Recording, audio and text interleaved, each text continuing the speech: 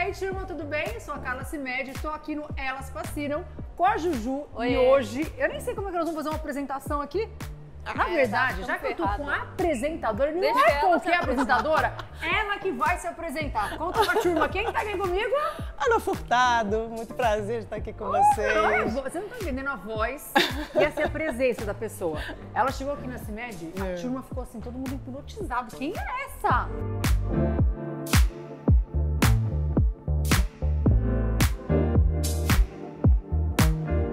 Nossa, você é muito, muito gata pessoalmente. Bom, Obrigada. No filme todo mundo vê, mas Ah, pessoalmente... não, a pele dela, né? Pois é, elas estavam elogiando minha pele, eu que tô com cinquentinha, né? Isso é um baita do elogio. Não, você mas tá eu acho que a gata. beleza, eu me cuido muito, mas eu acho que a beleza também vem muito de dentro pra fora. Sim. E Você, eu acho que toma é- sol ou não? Você é bem clarinha, né? Eu Vê não até tomo, o braço não eu tem não mancha tomo nenhuma. sol, eu não tomo sol desde que eu tenho 15 anos de idade. Olha lá. E quando tomo com eu tô com protetor solar. No, Porque essa agora? luz queima, tô. Ah, tá de Sério? brincadeira. Tô falando sério. Hã? Qual que você Falando usa? sério. Pode falar que eu não tenho Ah, ainda. eu ainda uso não tenho. vários, Pode eu falar, uso da pode falar a Vichy, eu verdade. uso um bifásico da Vichy que inclusive dá um brilhinho. E aí não gruda? Deixa eu ver. Não, eu passei um creminho. Nossa, vou ó. adotar isso aí. Ó, eu passei um creminho também. É Aí mesmo? você luz passa, de ele estúdio te dá queima, um... né? Luz de estúdio queima, queima até a nossa retina. Se a gente ficar muito perto da Olha lá, luz... mais uma razão pra gente não gravar tanto. Não, mas olha só, eu sou de um tempo da televisão que não tinha essa tecnologia, proteção, né? Antigamente era lâmpada direto em você, Sim. então realmente dava E muito é uma problema. lâmpada bizarra, né? Às vezes a Uma gente vai fazer lâmpada alguma coisa, a hora que você bizarra. chega até pra enxergar é difícil de ver, É né? difícil, é difícil. Mas fica todo mundo bonito, eu né? Eu conheço apresentadores que já tiveram problema por causa da luz nos olhos. Mas enfim, hoje em dia, né? A gente tem que gravar com aquela luz, Qual? gravar de óculos, com luz azul, sabe? Igual fica no computador. E a Gente, ela é fica muito deitada, fina, ela né? senta na pontinha, ela nem se mexe. Essa parte aqui dela mantém-se estática. É a gente sem estofar. E eu e a Juliana estamos assim no sofá, ó. E aí, Ana, conta aí. Fala um pouquinho sobre você, conta. Mas olha só, tem alguns motivos, enfim, pelo qual eu fico sentada aqui sim. E você não dói a coluna aqui atrás? Primeiro, nunca fiz uma aula de balé. Gente, a pessoa nasceu pronta, então. Eu tenho a Olha a coluna Juliana. podre. Eu sento assim, Carla, porque eu tenho a coluna podre. Ah, senão você fica com Não. dor. Eu tenho retificação Não, a na gente que na tem a lombar, coluna podre eu fica tenho sendo mal retificação. sentada. Você tá Não, top. se eu ficar assim... Não, se eu ficar assim também é feio, né? É legal, acha? é feio. Não, mas se eu posso falar, ficar é outra, assim... outra approach. Gostei disso aí, a pessoa tá Mas, aqui, ó, mas se eu Aliás, ficar hoje eu assim- chamei ela só pra gente aprender. Presta bem atenção, Em Juliana. meia hora, eu saio daqui assim, ó. Entendeu? Então eu mantenho na postura. RPG, eu tenho um fio aqui que me puxa. Então eu aprendi, ó. Bom, mas uma pergunta, Ó. alguém te ensinou isso ou você naturalmente, quando você começou a tua jornada profissional, você já... Eu, na verdade, quando era grunge, eu sentava assim. Eu já fui grunge. O que é grunge? Já é Lu? grunge, é grunge. Vocês não sabem o que é grunge? Essa é da minha geração. Movimento grunge, final dos anos 80, começo dos anos 90, bermudão, Ah, tá, era pra tênis fazer um da estilo, então. Hadley, uma camisetona, uma t-shirt. Era o estilo. Era o estilo, porque Meio street. eu era assim. muito... Meio street. Eu era muito envergonhada, era muito tímida. E aí eu estava assim, no auge da minha adolescência e todo mundo falava, nossa, como você é linda, como você é bonita. E eu queria me esconder. E era na época dessa moda grunge. Então eu não queria nada que marcasse o meu corpo, eu queria tudo muito largo. Aí eu sentava mais assim. Você sempre foi assim, super magra Só também. que aí com 19 anos, eu já estava em 2 faculdades, com 19 anos eu decidi largar as minhas faculdades, porque eu não estava feliz. E eu falei assim, eu preciso trabalhar, preciso ganhar dinheiro. Já me disseram que eu era bonita, que eu podia trabalhar como modelo, vou lá e fui na Elite, que era a agência você da começou época. como modelo. E aí eu levei umas fotos que eu tinha feito, que Mas eram, acho que isso que ajudou a tua que eram postura, com péssimas. certeza. Com certeza. E aí levei, no dia que eu levei, era a Carla Souza Lima, que já não está mais aqui, minha querida amiga, falou, garota, você sabe andar de salto? Eu nunca tinha andado de salto. A única vez que eu tinha andado de salto, Ju, foi na minha festa de 15 anos, era desse tamanho, igual o salto que você gosta de usar. Gosto de usar. Eu falei, sei! Então vem cá, aí me levou para uma salinha de andamento, que chama. Coloca o salto aí. E eu pensando, meu Deus, o que vai acontecer? Coloquei um salto desse tamanho. Anda! Aí eu, né, Aí foi. andando e voltando. Agora faz assim. Aí eu falo, para com o tênis fica difícil. Para com o pezinho e vai, tá. Cara, ela me fez meia hora andar com um sapato.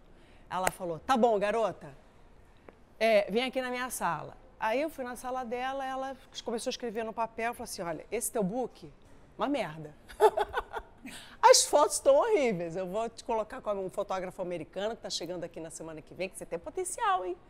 Semana que vem. E esse endereço aqui, eu quero você amanhã, às 9 horas da manhã, de banho tomado, de cabelo seco escovado, de unha feita, depilada e pele hidratada. Depilada é ótimo. E pele hidratada, porque você vai participar de um desfile. E quanto você tem de altura? Você não é muito alta? Eu tenho 1,71. Pra modelo, né? Que elas têm 1,80, né? Mas Então eu tive... Não, mas pra modelo, normalmente elas têm 1,80, não é? Modelo assim, de passarela. Sim, sim. Então, assim, no meu primeiro dia eu tive uma masterclass com uma das nossas maiores modelos de todos os tempos brasileiras, que é a Carla Souza Lima. E ela me explicou tudo isso. Que eu tenho que estar pronta, realmente pronta, para qualquer coisa que eu vá fazer. Então, eu não posso chegar no meu trabalho com o cabelo todo zoado, né? Sem estar com a mão pronta. Feita. E aí eu entendi dessa responsabilidade e dessa disciplina. E a disciplina também está na sua postura. Nossa. Então, Eu não consigo. então é isso. Eu tô falando sério. Não, pode falar, Não, eu tô aqui. Não, aí mas eu sabe o que tenho que vir um pouco mais acontece? pra cá. O segredo é, Sentar na ponta do pontinha, sofá. né? A gente fina é assim, ó. Ponta do sofá, você fica... mas você pode fazer um bracinho assim, você pode fazer um bracinho assim. A ponta do sofá, Vai durar 10 segundos. E segurar o core, né? segurar o corpo. Loucura. É isso aí. Vivendo e aprendendo.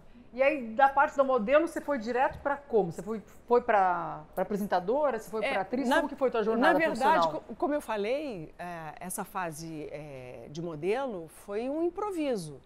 Porque aos 14 anos eu queria ser diplomata, comecei a estudar, já falava inglês, comecei a estudar francês, espanhol, até japonês. Nossa, que legal. Porque eu sempre fui louca pelo Japão. Não lembro muita coisa, mas enfim, estudei línguas.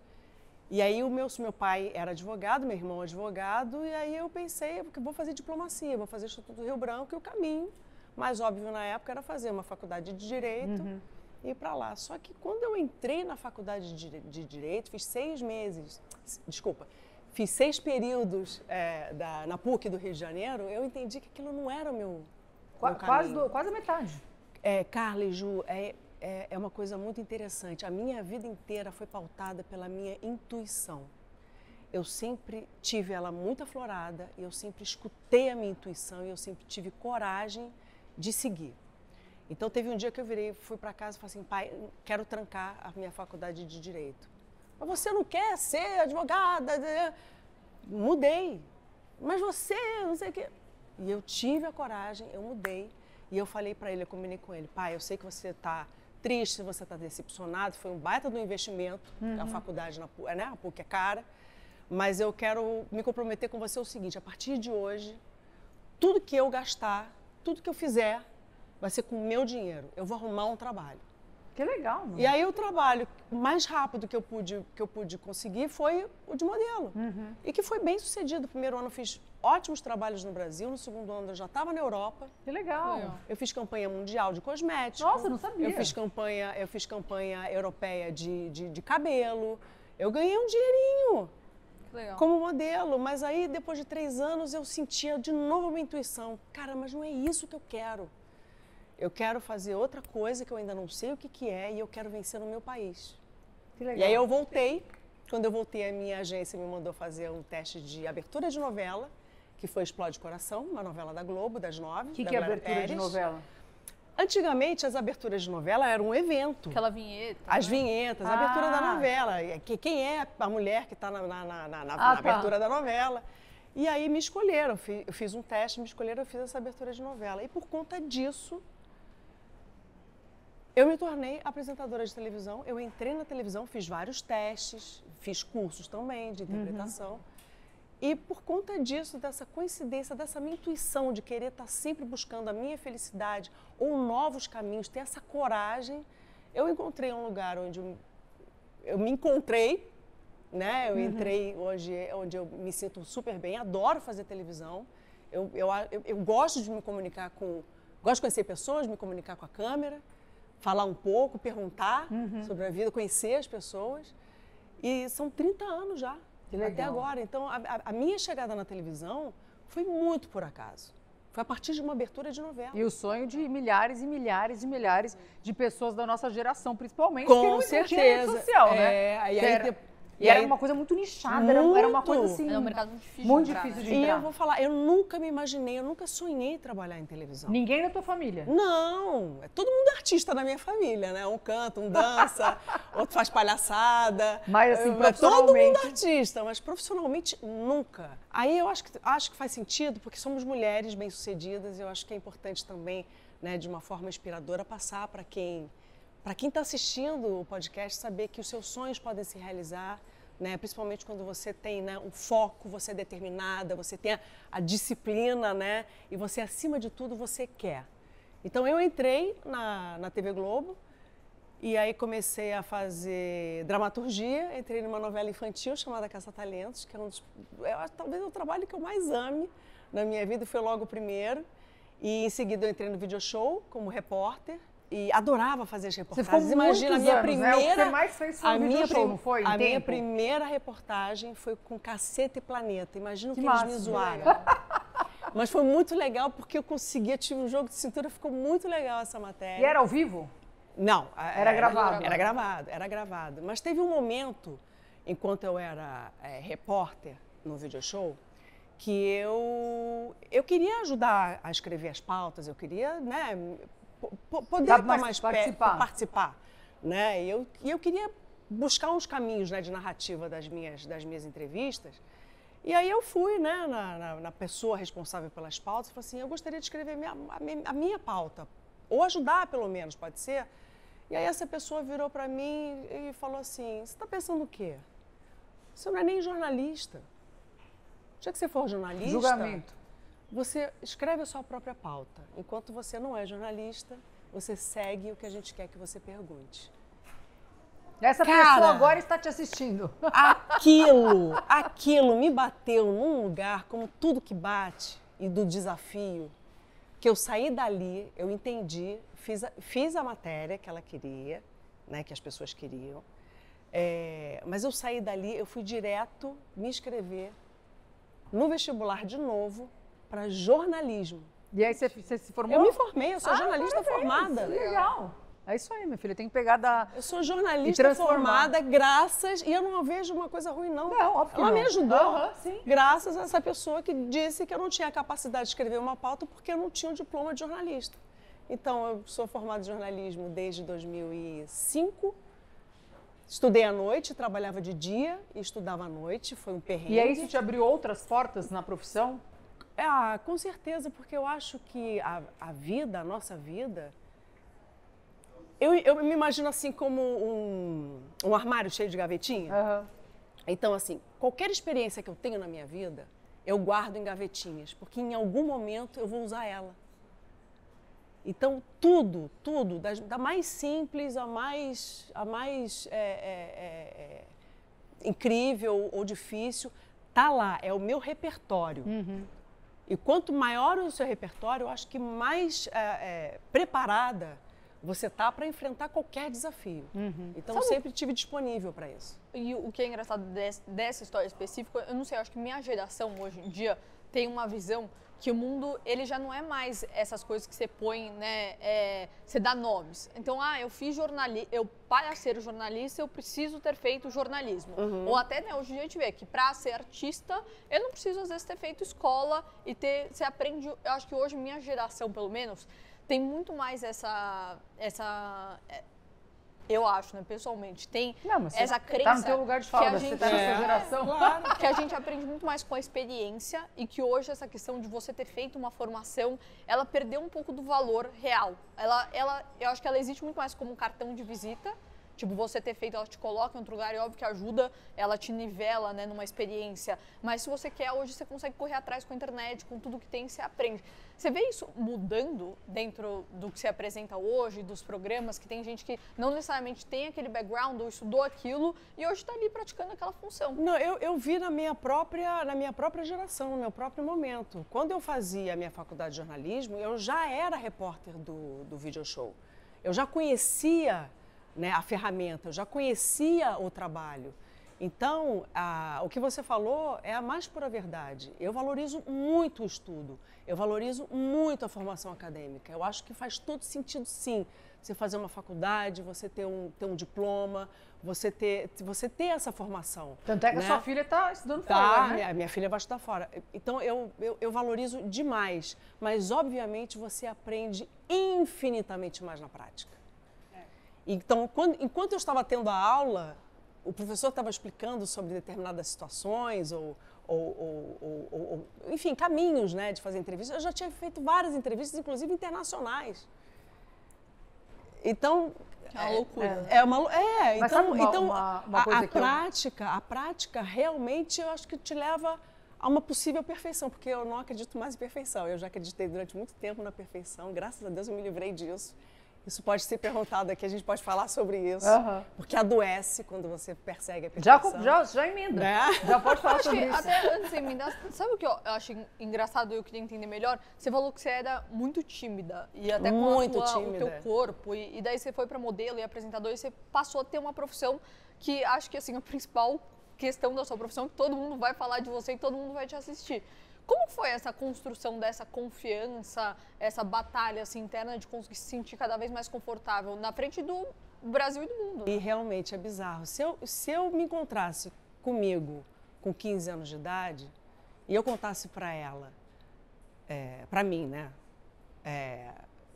quem eu me tornaria e que caminho profissional eu levaria, ela ia rir de mim e falar assim, fala sério, eu não consigo nem comprar uma bola na esquina, como é que eu vou me tornar uma comunicadora? E eu tive essa... Acho que essa primeira virada de chave foi quando o meu pai falou o seguinte para mim aos 15 anos de idade. Você vai estudar fora. Ele tinha condição. Graças a Deus, eu sou grata por esse lugar de privilégio que eu sempre tive na minha vida. E ele teve essa oportunidade aos 15 anos de me mandar para Londres.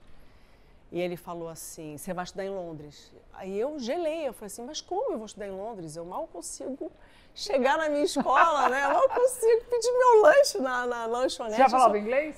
Já falava inglês, mas muito tímida, muito tímida.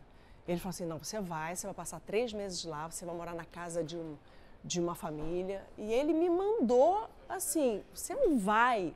O meu pai, eu devo isso muito ao meu pai, porque meu pai, ele me criou, minha irmã e meu irmão, mas principalmente as meninas, para conquistar o mundo. E para a gente ser o que a gente quisesse. É muito isso importante, foi muito legal. Então eu cheguei sozinha em Londres, eu tive que me virar, tive que pegar um táxi, tive que descobrir qual era o trem, descer do avião e olhar pra casa da família que você nem sabe quem era, né? E eu fui com medo, mas fui. Porque na nossa época não tinha internet. Nada. Então o máximo que você podia fazer era uma ligação por telefone. Você sabe como é que eu falava com a minha família? Por fax. Porque a ligação era difícil e cara. Eu escrevia uma carta, pegava um papel ofício e mandava por fax, dando notícia como é que eu estava. Estou viva. Isso, eu estava com 15, 73, 1988. E aí eu acho que o grande incentivador, né, e ferramenta transformadora, né, dessa pessoa tímida numa menos tímida para se tornar numa não tímida, né? Não, foi meu pai. Não, se tornou que você é hoje, amor. Foi o meu pai aos 15 anos de idade que falou, vai se vira, vai com medo mesmo, porque você vai conseguir. Ele sempre acreditou em mim. Mesmo quando eu não acreditava, ele acreditava. E que hora você achou que você passou a acreditar em você? Qual foi essa tua virada? Você tem algum momento que você fala assim, ou tipo aconteceu organicamente? Bom, em alguns momentos, não sei exatamente quando é que foi a primeira vez que eu tive essa certeza, mas Caça-Talentos. Eu fiz abertura de novela, fiz várias entrevistas e me convidaram para fazer essa novela infantil Caça-Talentos que passava na Globo de manhã. Uhum. E aí eu só tinha feito teatro, só tinha feito algumas coisas muito pequenas, eu nunca tinha interpretado um personagem num sitcom, né? Porque era uma novelinha. Uhum. E aí me deram uma personagem ótima, a Drica Tiririca, que todo mundo ainda me chama de Drica Tiririca. Tenho muitos fãs saudosos da Caça-Talentos. E aí eu resolvi topar, falei assim, vou fazer. E aí eu fui no primeiro dia, estudei todo o meu texto, eu sou CDF, sabia todo o meu texto, estudei todo o meu texto, cheguei lá, sabia dar o texto. Aí o diretor falou assim, então vamos passar a cena? Vamos passar a cena. E aí a gente comecei a passar a cena, e eu não prestei atenção, e eu comecei a ficar meio de lado para a câmera, às vezes até de costas. Aí o diretor virou assim para todo mundo e falou assim, ó, tá vendo? Tá ficando de costas, não sabe. Tá ficando de costas para a câmera. Meu primeiro dia. E eu falei, caramba, é claro, eu já tinha feito inúmeros comerciais. Mas imagina, atenção, fazer uma coisa que eu nunca tinha feito. Com Helena Fernandes, Eduardo Galvão, com Tony Tornado, com Antônio Pedro, com Marilu Bueno. Eu tinha os meus ídolos ali comigo e eu tava muito nervosa. E aí ele, cara, mas foi assim, nos meus primeiros 5 minutos de estúdio, pancada. Aí eu já fiquei, será que eu vou conseguir? E aí eu saquei que já, de costas jamais, né? Mas de lado, pelo menos um meio perfil. Mas gravei meu primeiro dia, voltei para casa chorando. Gravei meu segundo dia, voltei para casa chorando. Gravei meu terceiro dia, voltei para casa chorando. Chorando com a de insegurança. certeza que eu não nasci para fazer isso. Fui no quarto dia, falei, não, eu vou tentar de novo. Cara, a primeira semana foi um desastre. Eu falei assim, eu não sei fazer isso. Agora, como é que eu vou dizer que eu não sei fazer isso? E como é que eu vou continuar fazendo, né? E aí, um final de semana muito longo, eu fiquei pensando o que eu poderia fazer para dar essa virada. E aí eu pensei o seguinte, a melhor forma de me ajudar é ser eu mesma. Então, eu acho que para poder dar uma virada, eu preciso emprestar muito de mim para essa personagem. Então, eu comecei a fazer a Drica de forma engraçada, atrapalhada, engraçada, bobona, boboca, entendeu? E aí, na semana seguinte, eu comecei a fazer, aí escutei uma primeira risada. Alguém riu de uma coisa que eu fiz. Eu falei assim, deu a firma. Esse caminho. Eu acho que vai dar certo. Aí foi no segundo dia, no terceiro dia da segunda semana e foi. E deu tão certo que os autores, eles gostaram do jeito que eu recriei a Drica, eles começaram a escrever coisas estapafúrdias para ela fazer. Ela era muito engraçada, ela era muito divertida, ela era uma palhaça, na verdade. E eu, no fundo, eu tô aqui toda Nossa, eu vou procurar, tô curiosa agora. Mas eu sou a Drica Tiririca, eu sou uma palhaça, eu brinco o tempo todo com todo mundo. E aí isso fez toda a diferença na minha carreira. Que se eu puder dar um conselho, né, para quem está assistindo, é o seguinte, é você ser de verdade. Eu acho que quando você está de verdade no lugar, fazendo o que você acha que você está ali pronta para fazer, ou o que você quer fazer, ou o que você sonha fazer, você tem uma enorme chance de Super acredito também. De superar qualquer obstáculo e de vencer. Então, todas as vezes que eu deixei de acreditar em mim, eu lembro dessas passagens e falo assim, não, mas por que eu estou duvidando se eu já me coloquei à prova e eu já consegui? E eu acho que você tá de verdade é um conselho que eu daria para qualquer pessoa. E você acha que a gente vendo de fora, depois que saiu, acho que a gente como telespectador, cada vez mais esse conteúdo de behind the scenes começa a ser uma coisa que encanta e a gente começa a entender melhor como que é o processo da criação das coisas. Acho que tem mais essa abertura hoje e pelo menos a gente vê, né, do que acontece, do que filma e do que passa, que mudou muito esse ambiente, né? É um ambiente muito mais tóxico, que talvez é um pouco do que você viveu aí nesse começo, e falam que ele hoje é um ambiente talvez mais acolhedor. Você acha que essa experiência sua desse começo, de ter um começo mais duro, né, de sentir assim, as pessoas não estarem confiando ali no seu trabalho, você criar isso, você vê você criando um ambiente diferente hoje nas produções que você faz e nos trabalhos, você vê essa mudança na TV? Ou continua a mesma coisa? Não, hoje em dia existe uma coisa chamada compliance, né? E que a gente não pode mais ter um comportamento que tinha antigamente. Realmente, antigamente, né, nas redações jornalísticas. Era um ambiente muito mais tóxico. Era um ambiente muito mais tóxico e extremamente hostil.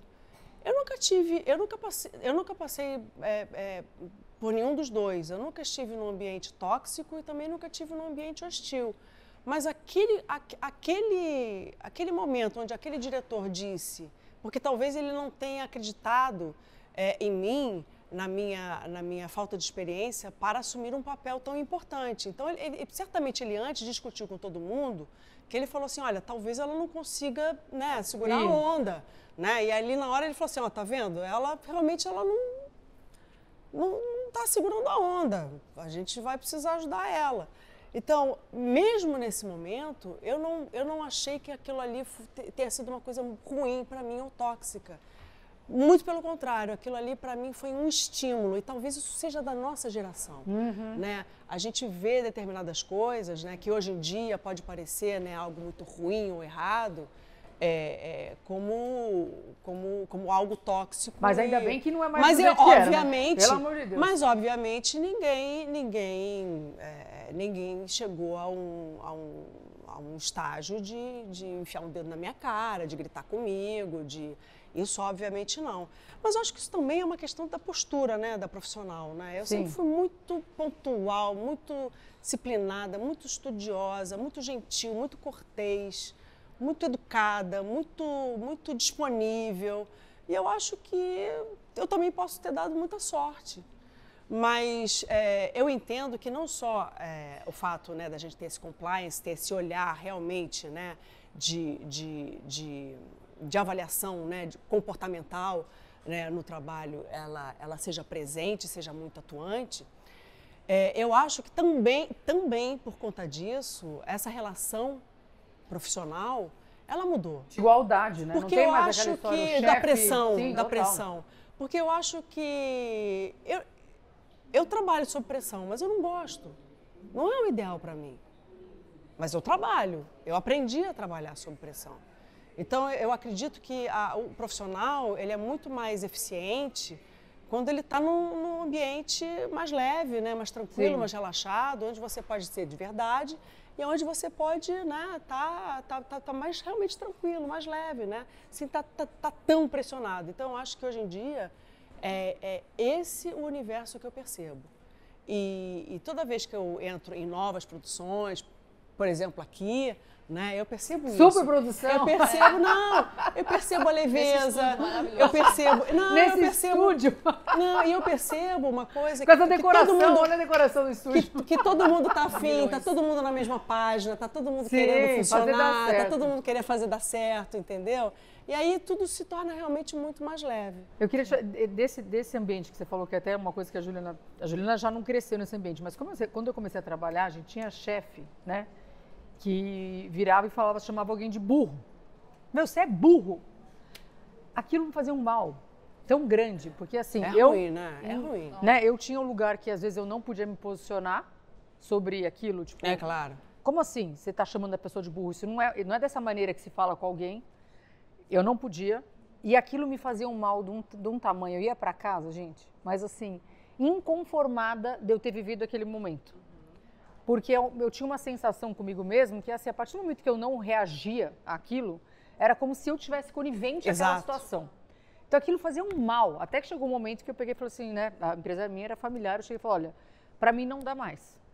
Eu, assim, ou a gente vai dividir, você cuida dessa parte, eu cuido dessa outra parte, pra gente não estar na mesma gestão do mesmo ambiente, porque pra mim não dá.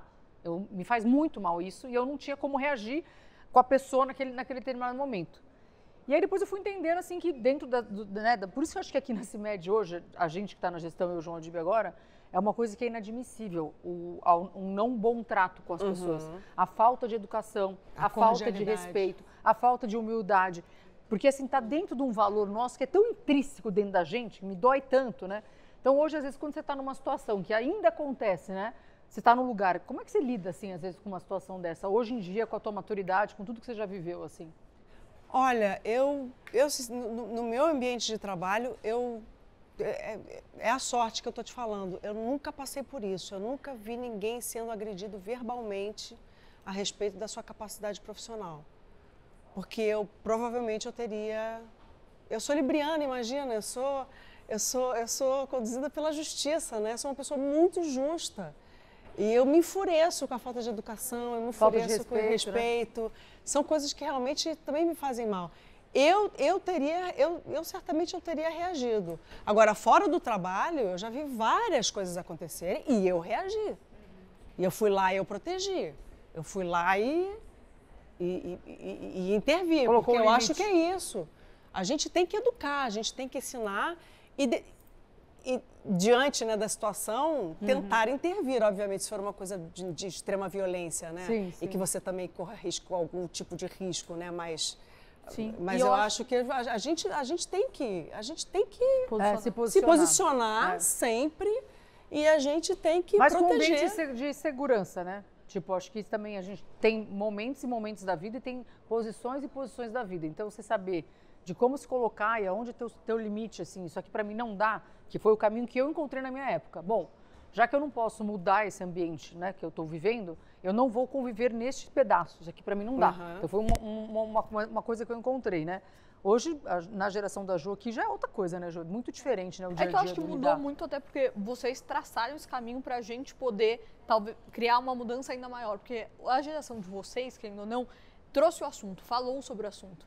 Pra minha geração, Que talvez... do outro era chicotada, amor, não tinha conversa. Não, era pressão. Professor que dava reguada na mão, Não, era isso não- chicote de pai, era outro nível. Não, isso antes da gente. Antes da gente. É. Aí a nossa já trouxe, peraí. É. Mas eu né? acho que nem... Peraí, é vocês comunicarem do tipo, olha, a gente passou por isso lá atrás e não é certo. Aí a minha geração entra já sabendo que não é Faz certo. sentido. Sim. Porque senão você já chega num ambiente que aquilo acontece, talvez você fale, meu, isso aqui é a É realidade assim. disso. É indiscutível, É né? indiscutível. Então, tem uma Imutável. geração que colocou e falou assim, olha, acontece isso, não é certo, abre o espaço para minha geração falar, a gente não vai, de fato, aceitar essa realidade que foi imposta. Mas eu acho que esse é o trabalho geracional, né? Pelo menos deveria ser, né? A gente melhorar, né? Para entregar para a próxima geração um mundo melhor, uma sociedade melhor, né? Valores melhores, né? Pessoas melhores. E eu concordo com você. Que a gente possa ter contribuído para essa nova geração aí Não, que está com certeza. voando baixo, né? Vejo pela Juju, que maravilhosa, né? É E mesmo, tantos tem muito outros orgulho. exemplos incríveis também. Tem muito Aí orgulho um da pouquinho Juju. desse teu momento assim de mudança, né? Depois acho que você ficou 26 anos, né, na mesma empresa. Quando você sai, como que foi isso pra você? Você teve que se reinventar? Você já foi uma coisa que você já veio trabalhando na sua cabeça, agora vou fazer outras coisas. Como que foi esse momento seu de mudança assim? Bom, eu em 2018 eu recebi um diagnóstico de câncer de mama, que era uma coisa que eu nunca imaginei que fosse acontecer comigo, porque eu achava que que eu era suficientemente especial, no sentido de que eu sempre me cuidei, de que eu sempre tive uma saúde incrível, de que eu nunca tive nenhum caso de câncer na minha casa, na minha família, que eu jamais teria câncer. Então, que eu era blindada. Isso aqui é que é bom. Enquanto está rolando podcast, aqui na CIMED o povo está trabalhando. É isso aí. É isso aí. Alinhamento de venda do início do mês. Não corta, não. É o dia início do tá mês, amor, tem que trabalhando. conversar. Dia 1, ó. Vamos com energia. E aí eu descobri o diagnóstico e no primeiro momento eu falei assim, gente, mas por que eu? E eu fiquei muito revoltada. E a chave virou quando eu entendi por que não eu, quando eu mudei a pergunta. Mas enfim, aí eu descobri o meu diagnóstico em 2018 e eu tinha, uma semana antes de ter descoberto o meu diagnóstico, eu tinha renovado o meu contrato por mais 4, 5 anos. Então eu saberia que no meu futuro, Você tinha mais 4, 5 eu anos tinha pela mais frente, esse tempo para trabalhar. Só que quando você se depara com a finitude, que foi o meu caso, né, com o diagnóstico de câncer, com a morte, você pensa, né, a primeira coisa é que você vai morrer. A minha vida se transformou, eu me transformei, não foi nem minha vida, eu me transformei diante da vida e da minha vida que eu estava escolhendo. E eu comecei a avaliar, o que eu estou fazendo está fazendo sentido? Eu estou feliz de estar aqui? Será que eu realmente quero isso? Mas nesse momento do tratamento isso não era uma opção, né? Você tinha que se dedicar ao teu tratamento, Isso né? não era uma opção, mas era uma opção minha trabalhar. Isso eu fui na Globo e falei assim, olha, eu tô com esse diagnóstico, eu vou fazer um tratamento muito duro, mas eu gostaria que vocês me dessem a oportunidade de trabalhar, porque eu quero ter um foco em uma coisa que eu gosto, né, que não seja no câncer. Eu não quero Você só me continuou transformar gravando, numa... fazendo químio? Eu continuei gravando, eu continuei apresentando É de Casa, fazendo É de Casa. Eu tinha um ciclo de quimioterapia. Eu não participava no sábado seguinte, mas eu fazia o outro sábado, os outros 2 sábados. Aí eu fazia quimioterapia, não participava de um sábado, mas fazia os 2 outros sábados. E você fiz mais de um ano. E ficou careca? Não, eu perdi muito cabelo, mas eu usei uma touca. Sabe aquela touca de na época quimioterapia? não tinha, assim? E aí eu consegui conservar bastante do meu cabelo. E a minha doença, o meu diagnóstico me fez parar, porque a gente entra, Ju, porque você ainda é muito nova. Carla vai entender o que a gente está falando. A gente entra, a gente pega um trem-bala e quando a gente está no trilho, a gente vai. A gente vai. Com problema, com desvio, mas a gente vai, a gente não pensa muito, a gente só vai. A gente quer mais, a gente quer construir, a gente pega mais responsabilidade, porque a gente é cobrada, né, também, né, para mostrar, né, que você tem capacidade, mas a gente gosta exatamente para provar, e a gente vai, e a gente não percebe que a gente está ultrapassando todos os limites. E eu entendi que eu estava ultrapassando vários limites da minha vida. Inclusive limite de saúde. Eu quase não comecei o meu tratamento de radioterapia, porque a emissora queria que no dia que eu começasse, eu fizesse um trabalho na Globo. E eu nunca soube dizer não. E quando você começa a rádio, tem que fazer sequencial, né? Não pode parar. Eu nunca disse não. Você pode fazer isso? Posso. Você pode fazer isso junto? Posso. Você pode fazer aquilo também junto? Posso. Você pode fazer o do outro? Posso. E da outra também posso. Então, quando eu vi, eu estava fazendo tudo. E estava entregando tudo. Mas aí eu fiquei doente. E aí, quando eu fiquei doente, e aí eu fiquei nessa situação, começo meu tratamento ou eu digo não, né? Ou eu me coloco em primeiro lugar. Olha o ponto que ela chegou. Ou eu me coloco em primeiro lugar. Aí eu me lembro... Você fez rádio primeiro, que é químio? Não, fiz químio. Químio e depois rádio. Aí eu me lembro que no telefone, com o diretor que me chamou, eu comecei a chorar aos prantos. Aí eu falei o meu primeiro não. Eu falei, eu não vou fazer, porque eu não posso abrir mão da minha saúde, eu não posso abrir mão de mim mais.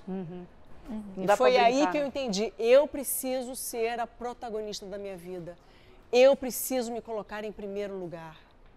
Eu não posso deixar de fazer o meu tratamento, que é importante eu começar neste dia para atender vocês. Eu lamento, mas eu não posso. E só os prantos, chorando, imaginando que eu fosse ser mandada embora, que eu fosse levar uma bronca. Aí, o que mais me surpreendeu foi o que veio de volta. O diretor falou, claro, Ana, imagina, você tem toda a razão. Vai fazer o seu tratamento com muita tranquilidade, segue aí, quando você estiver melhor, quando você estiver mais bem disposta, você só me avisa, porque aí se eu pensar em você para o projeto, eu vou e te chamo. E aquilo dali, eu falei assim, gente, dá certo, eu posso dizer não, foi meu primeiro não, eu posso dizer não. E a partir daí, Carla e Ju, eu comecei a dizer não, mas não de forma egoísta e não distribuir nãos sem um critério, entendeu?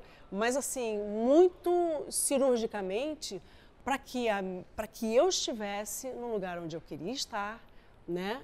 Da forma como eu queria estar e me colocando em primeiro lugar. Que legal. Mas você sabe que a minha mãe teve câncer 12 anos, então eu falo que o câncer não é uma doença da gente, é uma doença da família, né? Você tem um núcleo de família muito... Totalmente. Total, com certeza teu marido, tua filha, todo mundo participa ali integralmente daquela situação. E no caso da minha mãe, ela teve primeiro câncer de mama com 47 anos, foi quando eu voltei da minha lua de mel.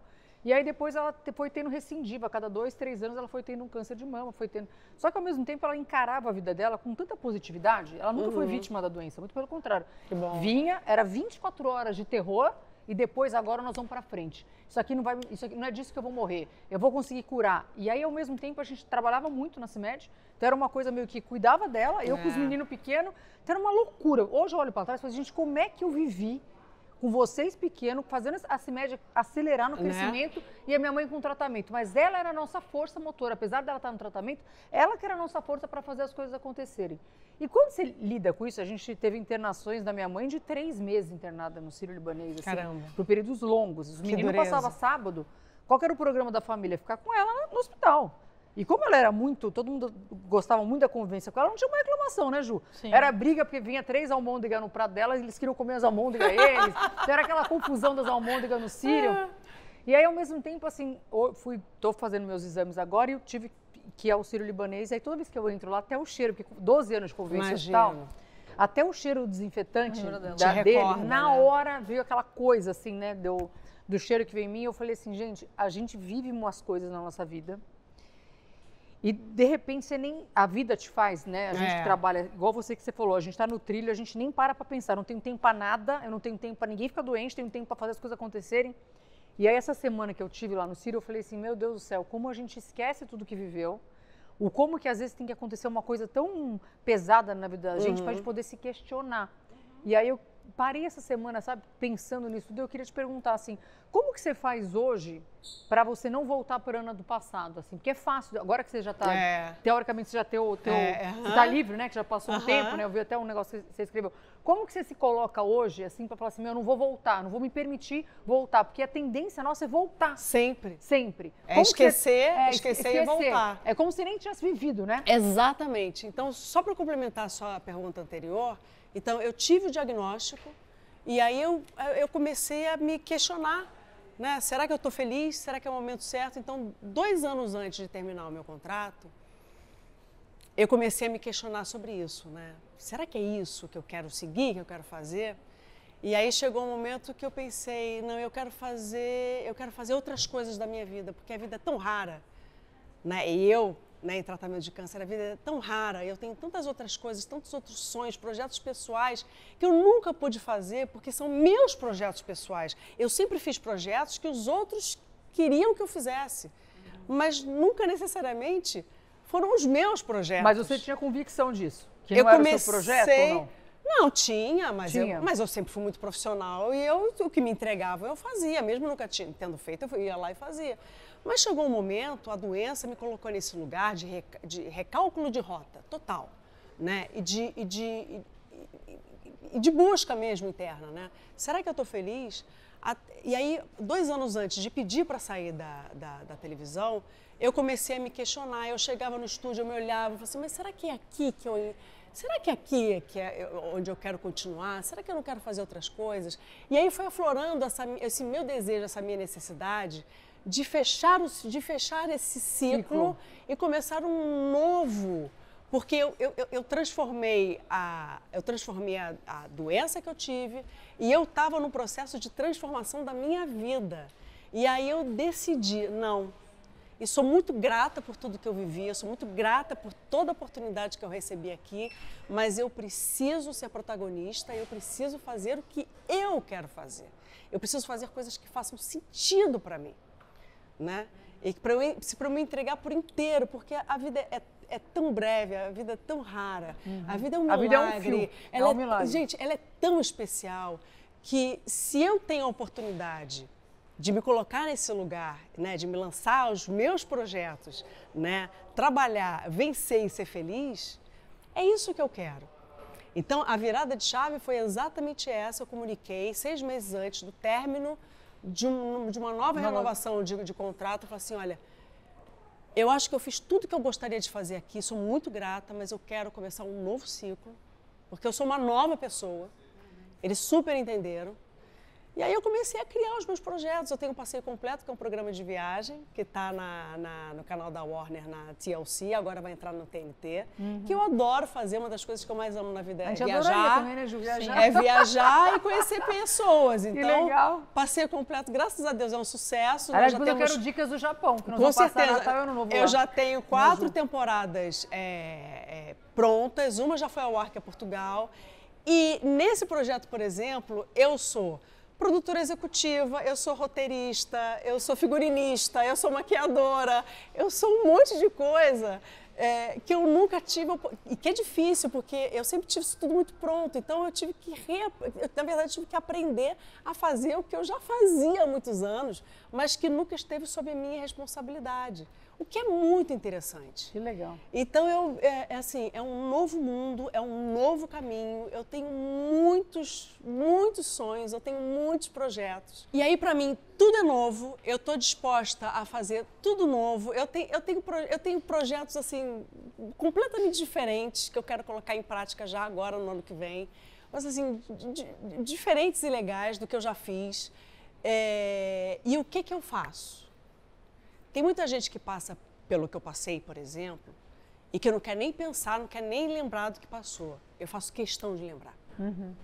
Eu escrevi um livro sobre a minha história. Eu escrevi um livro sobre a minha história, mas eu só me senti, obrigada, eu só me senti segura para escrever esse livro. Gente, Até Nunca Mais, que lindo nome. Quando eu terminei meu tratamento completo e quando eu definitivamente receberia a minha cura, né? Meu médico dizia, você está curada. Depois de 5 anos. Depois de 5 anos. Então, eu só me senti segura quando eu realmente estava, assim, 6 meses antes de chegar na minha linha de chegada, eu fiz assim, sabe aquela curva? Sabe quando você faz a curva e vê a linha de chegada? Eu falei assim, não, agora eu me sinto capaz e disponível para reviver tudo que eu passei e falar com propriedade sobre o meu caso de vitória, porque até então eu não podia dizer que eu era uma vitoriosa, né? Porque eu ainda não tinha... Nossa, eu vou começar a ler hoje. Alcançado a cura. A Juliana lê um livro por dia, viu, Aí amor? Então eu comecei a escrever o Até Nunca Mais. E por que é Até Nunca Mais? Porque eu escrevi um livro, olha que loucura, eu escrevia muito livro, as minhas passagens, no meu celular. Mas você escrevia durante o tratamento ou não? Durante o tratamento eu escrevi alguns pensamentos e eu coloquei muito nas minhas redes sociais. E por colocar nas minhas redes sociais, eu me tornei uma referência para muitas outras mulheres que estavam passando pelo mesmo problema. E todas elas me falavam, Ana, escreve um livro. Mas eu não me sentia capaz de escrever um livro. Chegando perto do final do processo todo, eu falei assim, vou escrever o livro. Aí eu comecei a escrever o livro, recordando de tudo. E aí, assim, 1 hora antes de mandar o livro para a editora, tinha um deadline, 1 hora antes, eu pensava, e a minha intuição, tá faltando alguma coisa, o que é? Tá faltando alguma coisa, o que é? Tem alguma coisa que tá faltando. E aí, fico toda arrepiada e me emociona. Delícia se emocionar. Eu preciso me despedir do câncer. Nossa, que forte, Ana. É isso. Eu estou escrevendo a minha história de vitória e eu preciso encerrar esse ciclo me despedindo do câncer. Eu escrevi uma carta para o câncer. Ai, meu Deus do céu. Tá aqui? 5 minutos. E não foi muito longa, não. Foi em 5 minutos, porque ele não merecia tanto meu tempo, não. Deus me livre. Mas escrevi a carta para o câncer. Eu e termino o livro. Nunca mais. E eu assino Até Nunca Mais. E até nunca mais, eu acredito, eu confio, sigo com toda essa fé, força e coragem de que essa doença, ela não veio para me matar, eu sempre soube disso, mas eu não entendi o propósito dela. Ela veio para me ensinar e ela veio para ajudar, né? Tanto que agora eu faço parte do Instituto Protege, que é uma quero ONG, falar sobre isso também. Que é uma ONG que dá tratamento completo, digno de qualidade para mulheres de baixa renda, com câncer de mama. A gente tem uma atuação maravilhosa e muito importante em São Paulo e também em Salvador. Então, foi uma doença que me trouxe propósitos e que me transformou completamente, mas completamente. Então, se antes eu era uma pessoa extremamente acelerada, se antes eu achava que eu nunca estava satisfeita com o que eu estava fazendo, eu não estava presente no momento presente, hoje eu sou uma pessoa completamente diferente. A doença me ensinou uma coisa chamada paciência. Nossa, até porque o tratamento não é moleza, né, amor? E eu nunca tive paciência. Eu também não tenho paciência, não. A outra coisa que a doença me ensinou é que tudo passa. E tudo passa. A outra coisa que a doença me trouxe de volta, a minha religião, a minha fé, que eu tinha esquecido dela. Então, eu trouxe Deus, eu trouxe a fé de novo para a minha vida. A doença me ensinou que nada está escrito. A gente não tem controle de absolutamente nada. Eu achava que tinha. Eu queria tudo do jeito que eu achava, que eu quero, é terapia que tem que ser, que vai. E aí, hoje em dia... Vou pôr esse pedaço só para ficar escutando todo dia. E aí, hoje em dia, se uma parte do processo não andou do jeito que tinha que andar, claro que eu fico, poxa, mas isso não me abala mais do jeito que me abalava. Eu abracei a imperfeição. E o que me dá mais força hoje, porque eu sempre tive que mostrar, nós mulheres somos assim, né? Sim, no mercado de trabalho, se provar, a gente tem que se provar, a gente tem que ser forte, a gente tem que ser, né? Então eu achava que eu era uma super mulher, que eu tinha superpoderes, que eu era perfeita e que eu era indestrutível, né? Então quando eu dei de cara com a morte, né, porque ela se apresentou assim do nada, eu falei assim, eu sou uma pessoa vulnerável, eu sou uma pessoa imperfeita e o meu superpoder está nisso, porque é isso que me torna mais forte. Uhum. Então são tantas coisas que essa doença te tira, mas se você souber escutar o que ela tem para te dizer, ela te dá de volta. Uhum. Então eu sempre disse e digo no meu livro, o câncer não foi o meu algoz, mas ele foi um professor, foi o mais duro que eu tive. Porque eu soube entender o que ele tinha para me ensinar. Mas assim que ele me ensinou, eu me despedi dele. Então, até nunca mais. Gente, que aula. Nossa, e a venda do livro... Obrigada. E a venda do livro... E a venda do livro é revertida para o Instituto Proteia, para poder curar cada vez mais pessoas. Se vocês não conhecerem o nosso trabalho, que é muito lindo, eu convido todo mundo, a gente está na internet. Como você conheceu o Proteia? Vamos aproveitar esse momento. Eu estava em tratamento, 3 meses de tratamento. Você tratou aqui em São Paulo ou no Rio? Eu tratei em São Paulo. Em São Paulo. E aí eu recebi uma ligação. E aí a pessoa se apresentou, eu sou Ana Gabriela Lantícia, sou amiga da Bebel Niemeyer, que é nossa amiga em comum, eu queria falar com você, porque eu já tive câncer de mama 2 vezes e eu acabei de abrir uma ONG chamada Proteia. E eu gostaria muito de apresentar o projeto para você, explicar o que é, porque eu acho que você é a cara da ONG e eu tenho certeza que a sua força no projeto vai trazer um benefício enorme para mulheres que estão precisando de tratamento. Ela me explicou tudo, né, do que se tratava, né? Tratamento de excelência para mulheres de baixa renda. E eu na mesma hora, já entrou. A Gabi fala, eu desliguei o telefone e eu falei assim, por que eu vou pensar?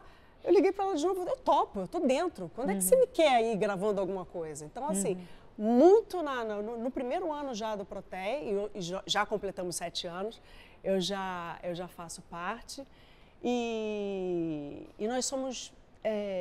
nós temos um time de mulheres incríveis, pacientes oncológicas, ex-pacientes oncológicas, outras não. Temos também homens, temos profissionais. A gente é uma força muito necessária. Nós somos pequenos, embora a gente já tenha impactado milhares de pessoas, né? É muito legal o trabalho. Mas a gente ainda é uma areinha ali, mas é uma areinha, faz a diferença. Mas sabe o que é? Uma areinha perante a necessidade, né, de disponibilidade de tratamento. Mas, ao mesmo tempo, pensa quantas mulheres já foram beneficiadas e continuam sendo por um trabalho maravilhoso. E é o que você falou, porque quando uma pessoa está com câncer, a família adoece. E assim, a gente está falando de mulheres, né? Então, pode ser uma filha, uma prima, uma tia, uma mãe, uma avó. Uma em cada 8. Uma em cada 8 mulheres no mundo vai ter câncer de mama. Uma em cada 4 mulheres brasileiras com câncer de mama morre. Isso para mim é bizarro. Uma a cada 4 morre. Se eu não me engano, em 2025, 73 mil casos, 73 mil casos de câncer de mama serão descobertos. É um número muito absurdo e é uma realidade muito cruel, porque eu tive, no meu lugar de privilégio, acesso ao melhor atendimento de saúde. E eu tenho certeza de que, eu sei que a maioria não tem o mesmo privilégio que eu. E eu, durante muito tempo, eu me questionava, e questionei muito Deus. Falava assim, Deus, por que eu tenho e tantas não têm? Então, o Proteia veio para Porque eu fui uma das 8 escolhidas, né? Eu briguei muito com Deus. Eu questionei muito Deus. Até que eu entendi... Engraçado, eu recebi... Gente, isso aqui vai virar um podcast de 3 capítulos, né? Não, mas tudo bem, porque depois a gente faz corte. Não tem problema, é que tá tão legal... Aí eu recebi, olha só que coisa louca. É porque, gente, eu sou uma contadora de história. Então, e aí eu vou contando. Tá vocês fácil vão... o nosso trabalho. Posso falar? A gente não fez uma pergunta da ficha. Gente, eu sou uma contadora Uma de pergunta, mas não história. tem porquê, porque é tão interessante o que você está falando. E eu falava assim, por quê? Por que eu? Por que eu? Eu faço tudo certo, mas por que eu? E eu ficava, por que Deus, por que eu? Que karma é esse que você me deu? Por que eu? Por que eu? Sou uma pessoa boa, enfim, por quê? E eu fiquei muito revoltada. Até que teve um dia que a minha filha precisava tirar um CPF, ou eu ou o Boninho tínhamos que ir num correio para tirar o CPF dela, que é assim no Brasil que tem que fazer. Né? É, bem. Aí eu fui pro correio e eu já estava com Não dreno. poupa tempo. Né? Eu estava com dreno, operada, com dreno, toda camuflada, com dreno. Aí entra Ana Furtado num correio. Todo mundo olha assim, Ana Furtado, Ana Furtado. E eu, gente, eu sou uma pessoa normal, vou no supermercado, eu vou na feira, vou no correio, tá tudo certo. Vai no banheiro, o povo acha que a gente no banheiro. No banheiro. Aí eu fiquei olhando para aquelas pessoas do correio e falei assim, será que tem alguma mulher aqui nesse correio que está passando pelo que eu estou passando? E silenciosamente está sofrendo e está com medo? Uhum. Será que alguém desconfia que eu estou com câncer? Comecei a pensar, a loucubrar umas coisas meio... E eu estava dentro do correio. Aí uma grande amiga minha me mandou um vídeo, e eu nunca abro os vídeos, muito em público também, mas ela me mandou um vídeo da Monja Coen, que eu amo. Eu amo também. E aí eu abri o vídeo e assisti o vídeo, e o vídeo fala o seguinte, eu estava brava, eu queria matar esse câncer. Eu queria chutar o traseiro desse câncer. Eu queria mandar uma bazuca, um tomahawk nesse câncer, porque é a vontade que você tem. Uhum. Então eu tinha pensamentos bélicos. Eu queria matar. Eu queria mandar 500 mil drones e matar. Aí eu recebi esse vídeo dizendo que a monja recebeu de uma pessoa conhecida, cientista, um vídeo falando sobre as células cancerígenas. Que elas são lindas. Eu já... Linda como, amor? Elas brilham. Ah, é mesmo? Eu já vi ela falando isso. Elas brilham. Elas são maravilhosas. Então, como é que você quer extirpar qualquer coisa na sua vida, né, dentro de você, se você dá um poder ou um tamanho muito maior do que ela é? Então, ao invés de você lutar contra, batalhar contra, você tem que transformar. Você tem que transformar a sua relação com a doença. Então, no lugar de bater, no lugar de querer matar, é de entender, resistir e superar. Pô, mas ela é monja, né, turma? E eu entendi, porque nem todo mundo recebe mensagem e entende, né? E eu falei, caraca, é isso. Eu não posso fazer com que o câncer fique grandão. Porque se ele é o meu inimigo, eu tô aqui oprimida, né? Ele tá grandão aqui e eu tenho que deixar ele pequenininho ali embaixo. Então eu coloquei o câncer num lugar onde eu queria que ele estivesse, que era ali. E eu falei, eu vou viver essa experiência da forma que eu quero, não da forma que a doença quer que eu viva. Então, eu não me tornei uma paciente, eu me tornei uma colaboradora dos meus médicos. Eu participei de todo o processo. Então, eu acho que tudo isso fez toda a diferença. Nossa, muito legal. Para que eu passasse por toda essa jornada, né? Primeira coisa foi a aceitação, porque não eu. A resistência, resistir à doença, e depois a superação da vitória, para chegar aqui hoje e falar, olha, eu sou uma vitoriosa, sou ex-paciente. E é difícil, essa jornada é difícil, mas ela é possível. Então, desde tem muita... que pegue desde o começo, né? E que faz ninguém está diferença, sozinho. né? E que ninguém está sozinho, porque é uma doença também que te isola. Sim. O que eu acho incrível nessas histórias de gente que lida com essa questão da finitude, você falou muito bem, é que normalmente tem alguma coisa que você se apega, que é naquele momento que falta aquela esperança, te dá uma força maior, uma luta maior, né? Eu lembro quando a vovó estava doente, a gente ia muito passar o tempo com ela, porque era o que a gente gostava, mas para ela também fazia bem, né? Aquela felicidade no meio daquilo lá. Tinha alguma coisa, no seu caso, que falou assim, eu preciso também viver por isso que é muito maior do que a minha existência, ou você estava muito apegada nessa questão sua da virada com a doença? Tinha alguma coisa que também te movia mais? Ah, minha filha, né? Minha filha estava com 11 anos de idade. Não, isso que você fala, Eu com queria certeza, ver minha filha Minha crescer. mãe era a mesma coisa, era com a gente. Eu quero né? envelhecer ao lado do meu marido, eu quero conhecer meus netos, se Deus quiser, os meus bisnetos. Então, eu queria viver.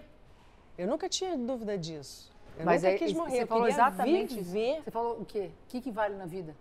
a família. É isso. E a gente, quando Família. tá na loucura, a gente não. Ninguém não dá importância para o Então, o a que você tem mais família, a importante. família foi o meu foco, a família. E, inclusive, eu dedico o livro para minha filha e para o meu marido, que foram os meus maiores e melhores remédios. Porque eu passei por isso tudo da melhor forma possível, por eles e para eles.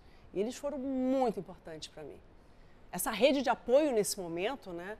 Ela é muito importante. Então, eu tive da minha família e eu resisti, superei também para mim, por mim, para mim, mas também para a minha família. É, e sorte porque também tem tanto caso de mulher que começa tratamento de câncer e é abandonada, né? Ah, mais de 70% né? das mulheres são abandonadas. É um percentual assustador, horroroso. Mas acontece. Sim. O que é legal, talvez, acrescentar só sobre essa história, que eu acho que sempre vale, para alguém que está com alguém da família passando por uma situação dessa, qual dica que você dá para a rede de apoio? O que a rede de apoio tem que fazer diferente ou tem que apoiar de uma forma para ajudar essa pessoa? Estar presente, mesmo que silenciosamente. Você não precisa estar querendo fazer mil coisas, você não precisa ficar perguntando o tempo todo se está bem, porque não está bem. Né? Inclusive, existem formas que eu também não sabia, eu tinha uma falta de habilidade danada para falar com pacientes oncológicos, eu não sabia como falar, e depois de ter me tornado uma paciente oncológica, eu descobri que existem as formas ideais para você falar com as pessoas, principalmente quem está fazendo tratamento de câncer, não vai perguntar, e aí, tudo bem? Não está tudo bem, né? Tá tudo uma merda, né? Tá difícil pra caramba, mas eu tô aqui, ó, eu tô na luta. Mas a rede de apoio, essa rede de apoio, mesmo que a presença, você está presente, mesmo que de forma silenciosa, só de você saber que tem alguém do seu lado, Faz diferença. faz toda a diferença. Toda. E sabe outra coisa que também, né? Eu convivi muito perto com a minha mãe nisso, e tem uma coisa assim, quando você fica doente e descobre a doença, você tem uma rede de apoio enorme em volta de você, porque você, tipo, todo mundo toma aquele choque. Só que é um tratamento muito longo. Aí, de repente, as pessoas têm vida também. Então, as pessoas vão viajar, as pessoas vão, sei lá... Não pode parar a vida, né? Não, você pega a época do ano como um Natal, coisa assim, que todo mundo tem programação. E aí, quando você se vê, você com você. Porque, tipo assim, o mundo andou e você continua no teu tratamento. Por né? isso que a sua cabeça precisa estar muito boa. Você precisa estar muito bem resolvida nesse lugar, claro, de fragilidade. Mas você tem que estar muito bem para seguir, porque no final das contas, né, você está um pouco sozinha. A doença te coloca nesse lugar, sim, de solidão e de muitas perdas, né? E assim, eu acho que um dos momentos mais difíceis, eu acho que foi o momento mais difícil do meu tratamento, independente, né, dos processos, o perder o cabelo, o perder o vício, o perder a energia, ou não conseguir chupar um picolé de limão, que é uma das coisas que eu mais gosto, sentir o vento no rosto porque a imunidade está baixa, eu podia pegar uma pneumonia, apanhar sol porque podia ficar com a pele toda manchada, coisas tão simples. Então, né? As pessoas não imaginam o volume de restrição que você tem no tratamento desse, né? Elas realmente não imaginam. Agora, eu não lembro por que eu ia falar isso, porque era uma coisa muito legal. Passei por todo esse processo e que é muito difícil, mas certamente o mais difícil no meu lugar de pessoa pública foi contar para o mundo que eu estava doente. Por quê? Porque eu batalhei até então, porque eu descobri com 44 anos, eu batalhei 22 anos na televisão para provar que eu era forte, que eu era competente, que eu era capaz, que eu fazia tudo e que eu era indestrutível e que eu era perfeita. Aí, de repente, câncer. E o câncer carrega um monte de palavra, né, que é pejorativa, ruim, feia, dura. E o meu medo é que tudo que eu construí fosse eclipsado por uma palavra chamada câncer, que eu virasse apenas a Ana Furtado com câncer. Então, eu tinha medo de tudo que eu construí, de tudo que eu sou, na verdade, fosse eclipsado, fosse apagado, fosse esquecido por uma doença. E eu não queria que isso acontecesse, porque foi um trabalho muito grande.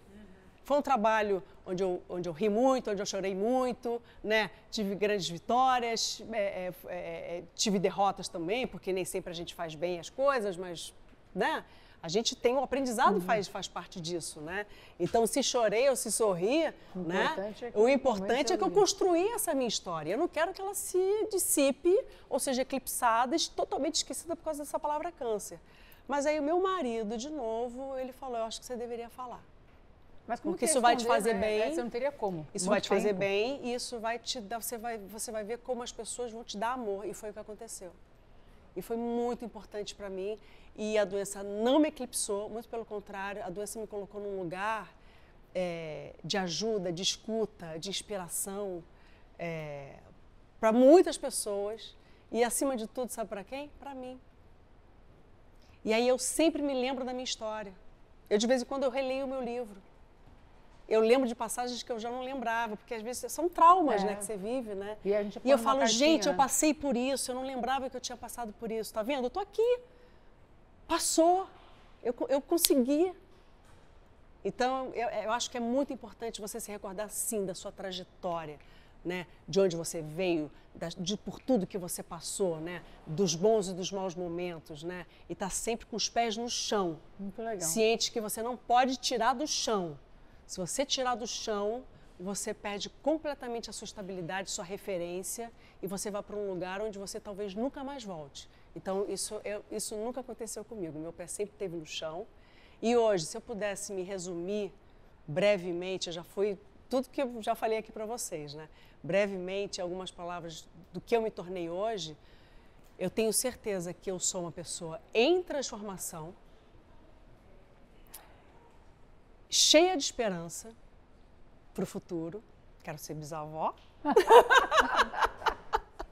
Cheia de força, porque isso também se tornou um grande propósito na minha vida, não só ajudar as mulheres que precisam, mas realizar os meus sonhos pessoais, me colocar em primeiro lugar, e cheia de fé, porque onde tem fé, tem vida, tem isso tudo, esperança, tem força, tem garra, tem beleza, né? E tem... Tem mais uma coisa que você não falou, brilho nos olhos, né? Sim. Ela fala, né, Ju, com tanta força, com tanta...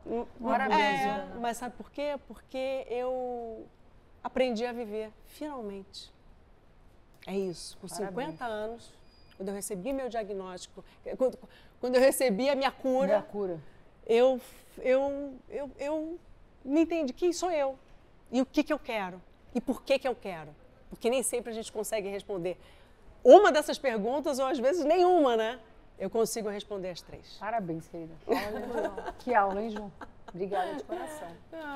Obrigada, Isso aí, turma. Se vocês gostaram, se inscreve no canal, deixa um like, põe o sininho que a turma volta com mais um Elas que Assinam. Beijo. Beijo, gente. Tchau.